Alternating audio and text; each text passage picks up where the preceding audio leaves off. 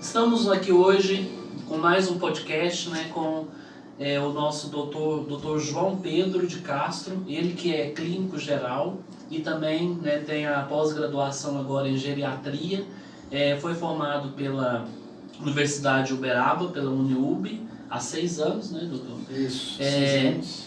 E ele é natural de Coromandel, então seja bem-vindo, doutor João, aos nossos estúdios da nossa rádio HD. Né, hoje nós estamos com um podcast onde a gente vai falar sobre as doenças degenerativas da terceira idade. Então seja bem-vindo aos nossos estúdios. Primeiramente eu gostaria de saber assim, aonde que o senhor está atuando atualmente, né, como que foi essa vinda do senhor para Ibiá, né, se o senhor está gostando de estar aqui atuando na cidade conosco. Boa tarde, Sirlei. Tarde. Boa tarde, ouvintes da Rádio HD. Então, Sirlei, hoje eu estou trabalhando no posto Águida Borges, famoso posto da Maroca. Atendo também como geriatra e clínico geral na Clínica Versi e faço também visitas domiciliares, atendimentos domiciliares para idosos nos lares. Então, Sirlei, eu formei em 2017. Eu tive um convite para estar vindo para Ibiá. Cheguei aqui em julho de 2017. Comecei trabalhando na Policlínica. Trabalhei na Policlínica por quase 3 anos. Depois eles me transferiram para o posto do Águida Borges e lá estou até agora. Em 2021 eu terminei minha pós-graduação em geriatria e desde então atuo também como geriatra. Há 1 ano eu iniciei os meus atendimentos na Clínica Versi e até agora estamos lá trabalhando. Certo. Doutor João, nós sabemos que as doenças degenerativas da terceira idade hoje está cada vez mais aumentando, né? Nós sabemos que cada pessoa, cada família tem-se um idoso em casa, né? Hoje nós temos nossos avós, temos nossos pais, e nós sabemos que as doenças degenerativas elas aumentaram muito com o passar do tempo para cá. Quais são as doenças degenerativas que se tem hoje mais comuns na terceira idade? Sirlei, esse dado que você relatou é um dado de grande importância. Hoje no Brasil a gente tem cerca de 1,2 milhão de casos de demência. Certo. E a gente faz uma estimativa de 100 mil novos casos por ano de demência no Brasil. No mundo, tem uma estimativa de 50 milhões de pessoas com algum quadro demencial. E esse quadro, e esse número, ele pode triplicar até a década de 2050. Nos Estados Unidos é esperado cerca de 13 milhões de quadros demenciais até 2050. Então, é uma enfermidade, é um problema que está em ascensão. A gente, dos quadros demenciais de cognitivo, 70% é a demência do tipo Alzheimer. Certo. O segundo caso mais prevalente a gente tem a doença de Parkinson e depois a gente tem as demais. Hoje está muito evidente também a demência vascular, mas ele está mais associado a paciente cardiopata. E a gente tem também a doença de Levy e a gente tem também a demência frontotemporal. Doutor, só falando aí, né, do aumento de casos, né, porque isso aí é estrondoso. Por exemplo, esse aumento aí, 100 mil novos casos a cada ano no Brasil, esse aumento mundial. Existe, assim, uma consequência, uma origem que está causando esses casos dessas doenças degenerativas, ou isso é mesmo próprio da idade dos pacientes? Sirlei, não existe uma causa completamente definida de um fator causal para a demência. Certo. Estudos mostram que 70% dos quadros demenciais são de origem genética. Então tem um comprometimento familiar. Certo. No entanto, 30% é devido a estilo de vida, é devido a fator ambiental. Então, hoje a gente tem um maior sedentarismo, hoje a gente tem um hábito de vida com produtos industrializados. As pessoas estão deixando de lado mais as comidas saudáveis, estão mais sedentárias, não estão praticando atividade física. Então, hoje, o principal fator para evitar doenças neurodegenerativas é um estilo de vida saudável. Estilo de vida saudável é igual a atividade física no mínimo 30 minutos, 5 vezes por semana, e alimentar corretamente com alimentos saudáveis. Evitar produtos industrializados, evitar cigarro, o álcool e produtos industrializados de uma forma geral. Então estamos vendo aí, né, gente, caros ouvintes, caros internautas aí que estão assistindo o nosso canal do YouTube, é preciso, né, gente, então a gente mudar os nossos hábitos de vida. Até hoje eu estava comentando num outro podcast que infelizmente o nosso mundo, as pessoas estão doentes, né, estão cada vez mais doentes. E a doença, ela está sendo acometida mesmo pela boca, né, pela alimentação. Hoje, por exemplo, as pessoas estão adoecendo pela boca, né, pelos alimentos que comem e também pela correria do dia a dia, pela questão de não ter esse tempo, né, para ele mesmo, a questão mesmo, igual você frisou, é a questão da atividade física. Às vezes a pessoa já chega de tarde, em vez dela fazer uma caminhada, uma atividade, ela já vai para o sofá, vai tomar um banho, deitar, às vezes come uma comida gordurosa, uma comida que não tem nada a ver, né? Então, um sanduíche, pede uma pizza. Sim. Né? Em vez de fazer uma alimentação mais saudável, mais leve, principalmente à noite, né? Que é um período importante para que tenha alimentações mais leves. Porque nós podemos ver que hoje o jovem, principalmente, ele come muito essas coisas, né? O food em si, né? Que é a comida mesmo saturada, como o sanduíche, o salgado em si. E às vezes o jovem pensa, não, eu estou jovem, isso não vai acontecer comigo, né? E perguntando assim, pessoa, existe algum estágio, por exemplo, da vida, por exemplo, que a doença degenerativa, principalmente o Alzheimer, o mal de Parkinson, existe uma idade certa de iniciar? Geralmente as doenças neurodegenerativas, elas ocorrem tipicamente após os 65 anos. Certo. Quando a gente faz um diagnóstico de alguma doença neurodegenerativa, abaixo dos 65 anos, a gente tem que pensar em outros eventos causais. Certo. A gente pode citar, por exemplo, um paciente que teve um trauma crânioencefálico muito significativo, que ficou internado em coma por um bom período, então a gente tem esse fator causal. Mas geralmente, a maioria dos quadros de doenças neurodegenerativas, elas ocorrem após os 65 anos. Ok, então vocês podem ver aí. Então é o seguinte, doutor João, por exemplo, eu tenho um idoso em casa, já está com 65 anos. Quais são os primeiros sintomas assim que eu posso perceber que o meu ente querido está, por exemplo, começando um quadro demencial? Então, Silei, o primeiro sintoma é perda de memória. Perda de memória recente. Outro fator também que a gente necessita estar avaliando é a dificuldade de fazer o que ele fazia antes. Certo.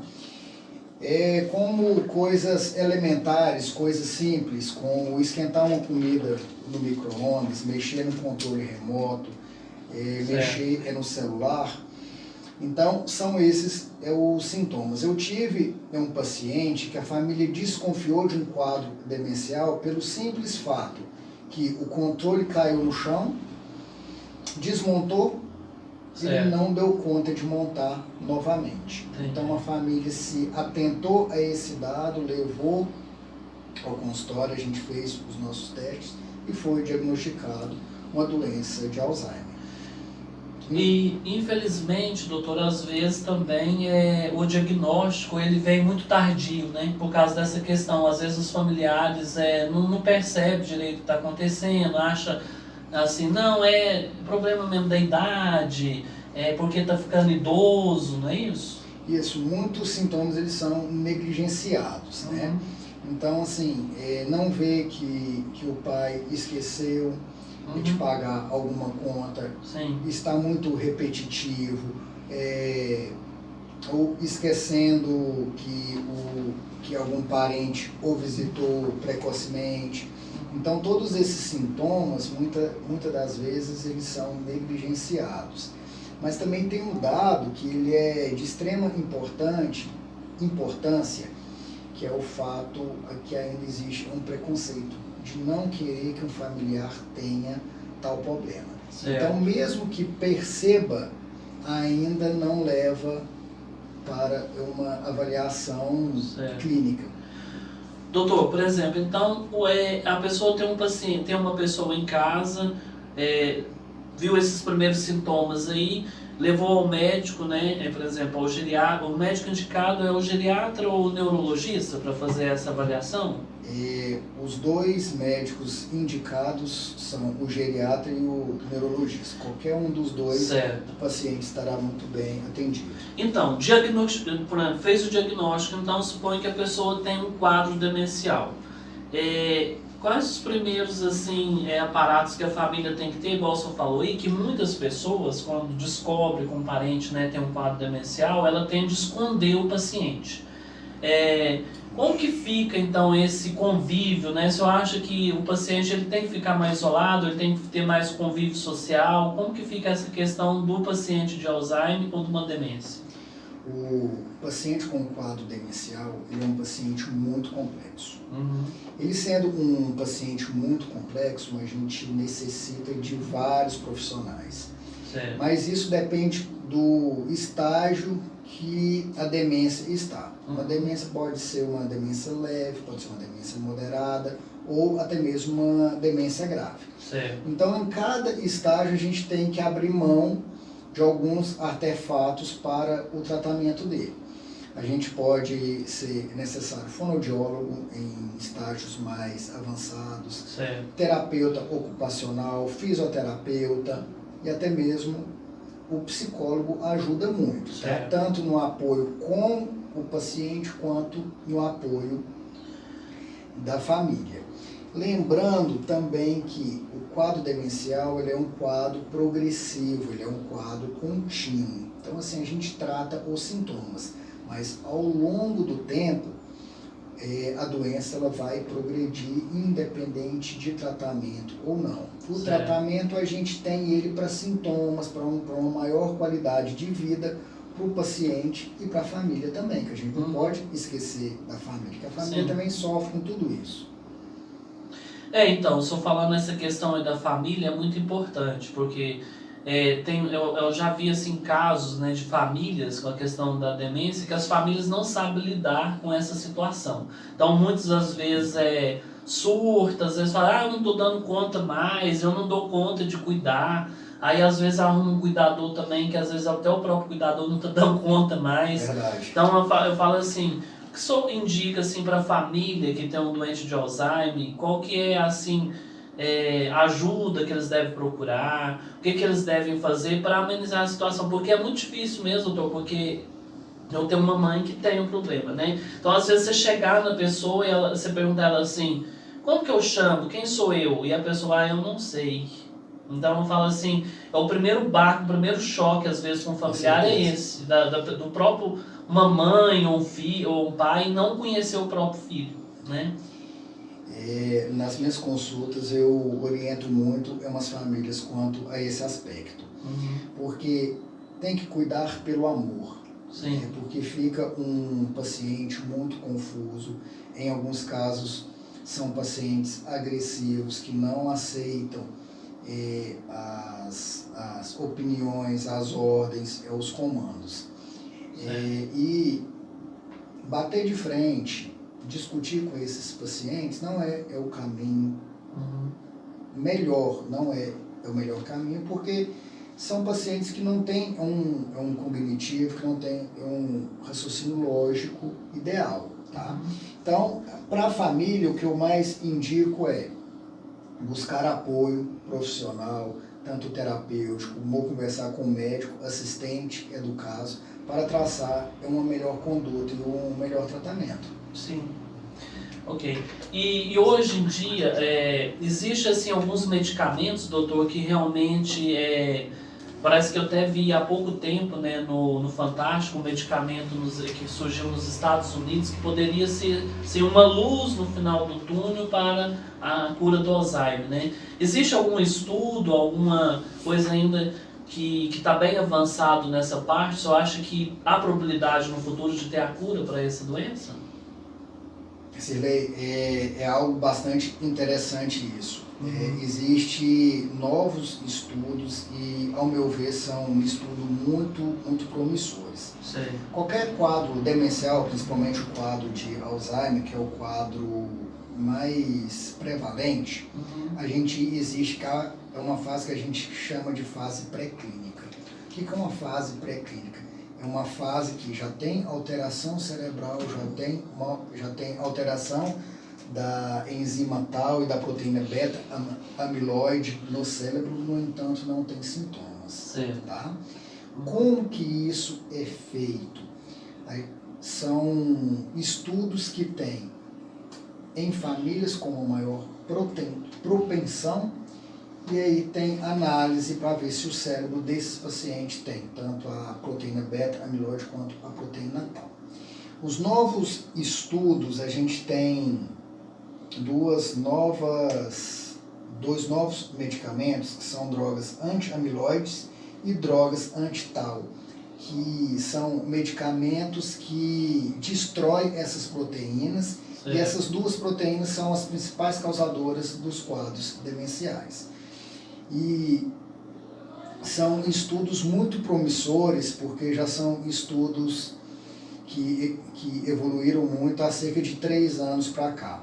Hoje no Brasil nós temos já 4 centros, sendo que 2 deles ficam em São Paulo, que já têm aparelhos que são capazes de diagnosticar essas fases pré-clínicas e iniciar o tratamento precoce antes mesmo dos sintomas. Muito interessante, tá vendo? Porque eu acho assim, né, doutor? Porque se é uma doença, porque eu fico assim por entender, a gente fica por entender, por exemplo, a cada ano aumenta-se mais os casos, e é uma doença, por exemplo, degenerativa, é uma coisa assim que ela é progressiva, né? É progressiva, e uma coisa que ainda você não tem probabilidade de cura, porque às vezes quando o paciente é diagnosticado com mal de Alzheimer, a família já pensa, né? Ah, meu Deus, vai passar por todo o processo, vai chegar, porque o mal de Alzheimer, ele chega mesmo eu lembro que eu tinha um tio que ele ficou na cama durante 11 anos intacto, ele nem mexia mais, ele ficou só por sonda mesmo, até ficar mesmo sequinho na cama, entendeu? Foi o estágio mais, igual você falou, mais grave mesmo da doença. Mais grave, e nesses estágios finais, esses estágios terminais, nós não temos medicamentos mais. Sei. Nas fases iniciais, a moderado, nós temos medicamentos que melhoram muito a qualidade de vida do paciente. Mas quando chega nesse estágio, não tem mais medicamentos para melhorar o quadro cognitivo. Aí muitos pacientes têm uma dificuldade na deglutição, aí engasga, broncoaspira, pneumonia broncoaspirativa, muitas das vezes pneumonias de repetição. Certo. Então fica quadros complicados mesmo, tanto para o paciente quanto da família. E a questão também, as principais coisas, a locomoção, né, fica difícil, a pessoa quase não aguenta mais ficar em pé, locomover. É uma doença mesmo, igual eu falou, completamente degenerativa mesmo.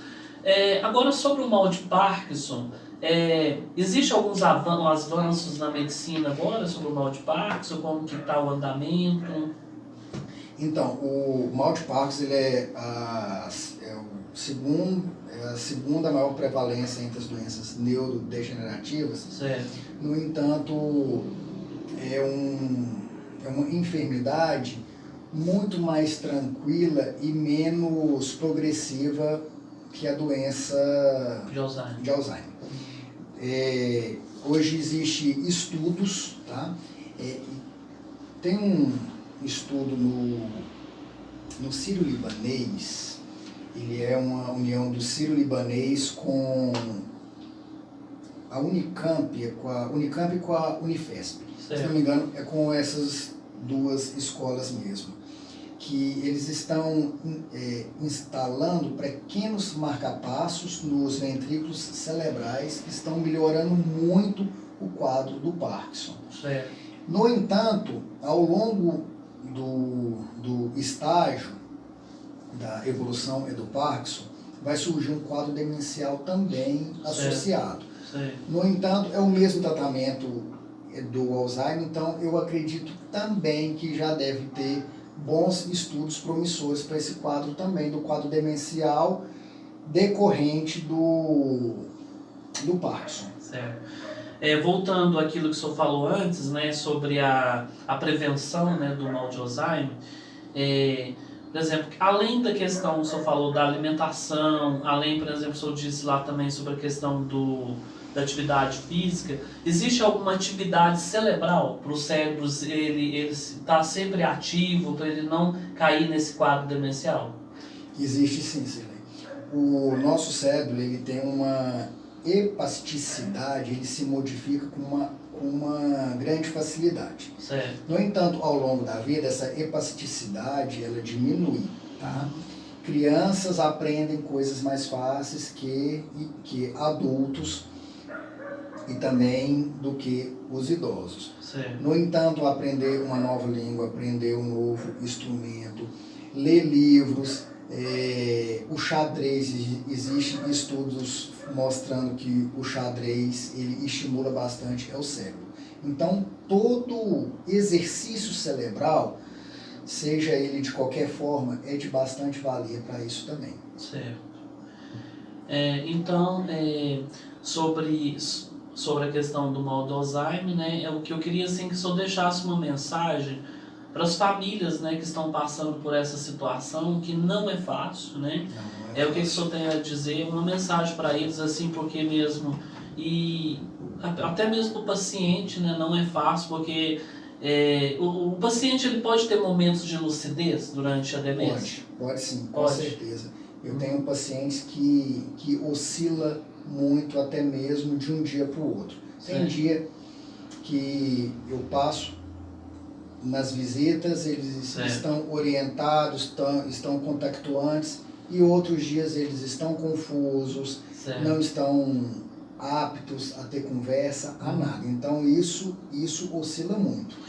E sobre o choro também, pode ter alguma coisa com, por exemplo, os pacientes com demência também, ou com mal de Parkinson, pode ter essa questão de chorar? Pode sim, principalmente os quadros demenciais iniciais, porque os pacientes ainda têm lapsos de memória. Certo. Então, isso pode gerar ansiedade, pode gerar uma depressão. A gente tem um quadro que chama demência, é um quadro que chama depressão pseudodemencial, que é muito comum.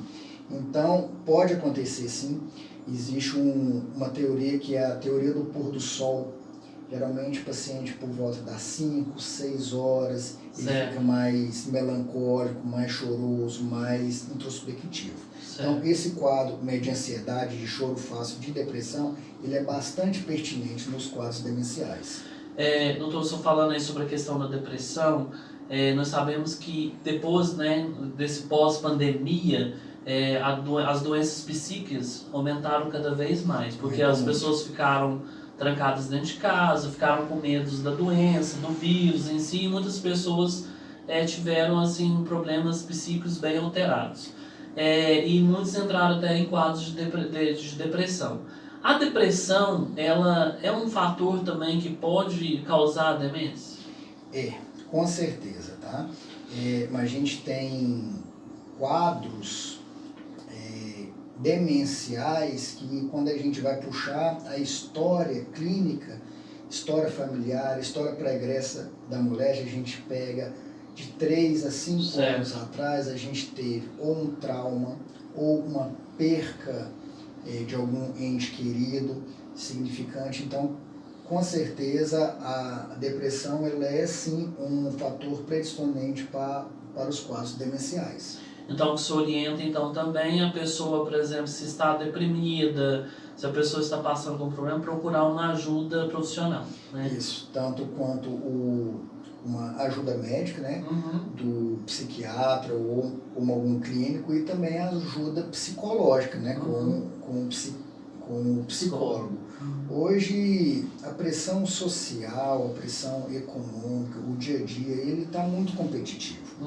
Então, um apoio psicológico é muito importante para praticamente todo mundo. Porque na verdade, eu estou falando sobre essa questão do apoio psicológico, terapêutico, às vezes as pessoas pensam assim, né? Quem utiliza psicólogo, terapeuta só para quem está doido. Não é, eu acho assim que no momento, eu acho que todo mundo seria interessante ter um terapeuta e um psicólogo. Com certeza. Né? O psicólogo, você vai relatar os seus dilemas, os seus problemas para uma pessoa apta, uma pessoa que estudou durante 5 anos a psique humana, né? Então, assim, ajuda muito. A terapia, quando ela é bem feita, ela é de longa duração, ela ajuda muito. Certo. E em questão também, falando sobre essa terapia, a importância dos familiares, né, com o pessoal de demência, procurar essa ajuda também. Porque a gente vê assim, casos aí de famílias, né, que às vezes até, em vez de às vezes dar o carinho, o amor que o paciente realmente necessita, ficam tendo discussões entre si, às vezes até o paciente vendo aquela situação acontecendo, isso aí não é bom, né? Não, isso não é bom não. Então, assim, quando a gente vai tratar um paciente com quadro demencial, a gente necessita tratar uma família também. A gente necessita te dar apoio para a família também. E uma das ferramentas que a gente pode utilizar é o apoio psicológico. Né? Porque realmente estágios mais avançados, e muitas das vezes a família nota que é um quadro progressivo, isso gera medo, gera angústia. Então, é necessário sim um apoio psicológico, sem dúvida. Sim. O senhor quer fazer mais algumas considerações sobre, às vezes, algum assunto que nós não falamos, sobre as doenças degenerativas, tá? Fica aí o microfone aberto.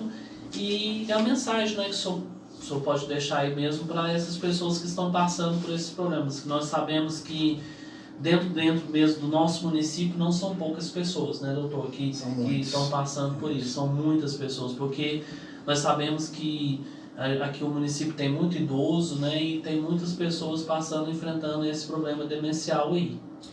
Sirlei, uma mensagem que eu gostaria de deixar para os nossos ouvintes, para os nossos cidadãos imbiaenses, é pensar no futuro. Tá? Tem paciente que me procura no consultório com a seguinte fala: doutor, o que eu faço, o que eu preciso fazer para não envelhecer? As nossas células, elas são programadas biologicamente para envelhecer. Então todo mundo vai envelhecer. Mas o mais importante é como que eu vou chegar na minha velhice. Como que eu vou chegar aos meus 65 anos, aos meus 70, 80, 90 anos. Então, como que eu posso programar isso? Aos 40, 45 anos. Então é a famosa lei da semeadura. Se eu tiver um estilo de vida saudável, atividade física, exames regularmente, a cada 6 meses, com certeza o paciente vai chegar aos seus 70, 80 anos com uma boa saúde. Eu tenho uma paciente que ela tem 76 anos, ela não toma nenhum remédio, nenhum. Ela vai no meu consultório para análise de rotina. E aí, eu conversando com ela, ela me relatou que desde os 30 anos ela caminha todos os dias e ela só come comida saudável. Então, com certeza, ela tá plantando para ela colher no futuro, né? Isso mesmo, tá? Então.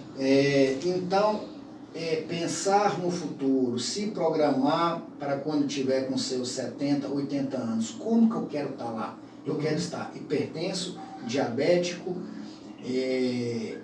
com uma doença coronariana, ou eu quero estar saudável, eu quero estar bem disposto, eu quero estar independente. Então, tudo isso vai ser fruto do que for plantado durante a idade adulta, né?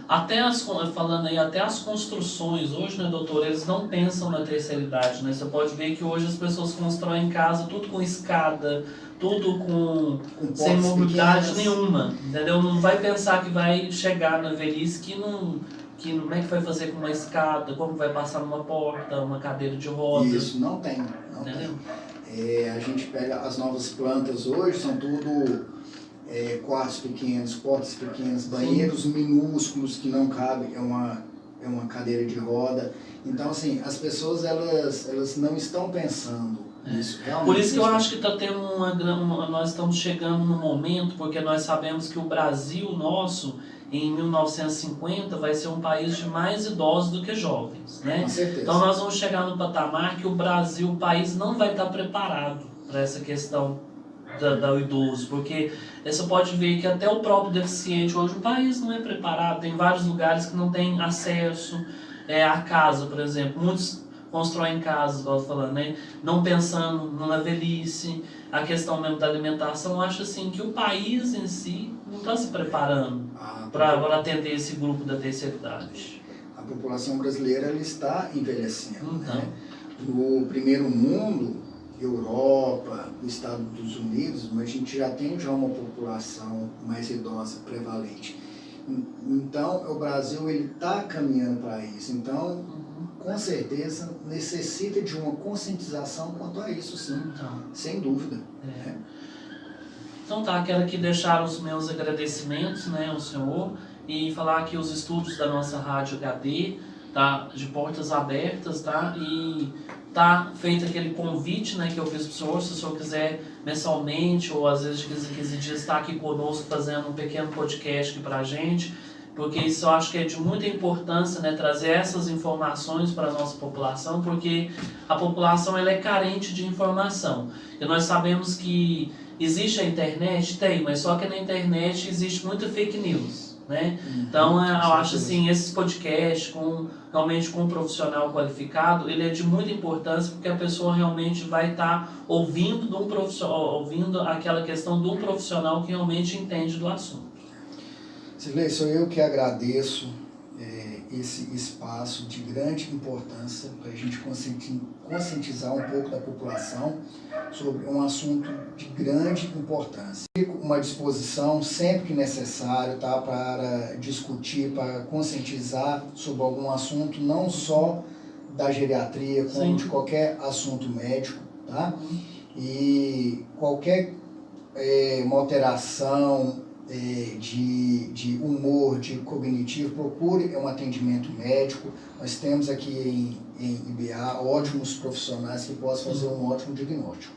Então, nosso muito obrigado. Muito obrigado. E muito obrigado a todos os nossos ouvintes que nos ouviram até agora. Nossa Rádio HD, 24 horas com você, Ondas Sem Fronteiras. E muito obrigado também aos nossos ouvintes que estão nos acompanhando pelo nosso canal do YouTube.